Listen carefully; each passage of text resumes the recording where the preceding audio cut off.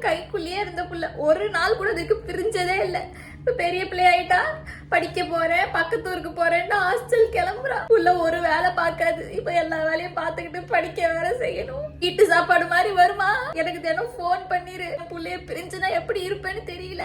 Hello சொல்லுடி. 3 days லீவுமா, ஊருக்கு வரேன். சரியா 3 நாள் லீவா? ஏண்டி வர 1/2 நாள் போக 1/2 நாள் 2 நாள் இருக்கிறதுக்காக நீ அவ்வளவு தூரம் செலவு பண்ணி வருவியா? எவ்வளவு ஆகுது பஸ் ஃபேர்? ஒரு 2000 ரூபா வேணுமா? எது 2000 ரூபா வேணுமா? இந்த மாசம் கொடுத்த காசு அதுக்குள்ள எப்படி செலவு பண்ண?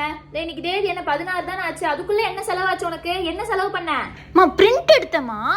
எப்ப பார்த்தாலும் பிரிண்ட் அவுட். அடியே இருடி, உங்க பெரியம்மா பேசிக்கிட்டு இருக்காடி. என்ன ஏதுன்னு கேட்டுக்கிட்டு இருக்கேன். நீ படிப்போ. அத்தை வீட்ல இருந்து வராங்களாண்டி. இன்னைக்கு பிரியாணி, குழம்பு, சூப்பு, வறுவல், பொரியல் எல்லாமே இருக்கு. ஏண்டி நீ வீட்டுக்கு வர்றது துணியெல்லாம் துவைக்கதானா? நான் என்ன மிஸ்ஸினா? தினம் போடுற துணி தானே, மாறி மாறி அலச மாட்டியோ? அங்க எல்லாத்தையும் கொண்டு வந்து இங்க கொட்டுறதுக்காகவே சேர்த்து வைப்பியோ? மூட்டை மாதிரி தூக்கிட்டு வந்திருக்க.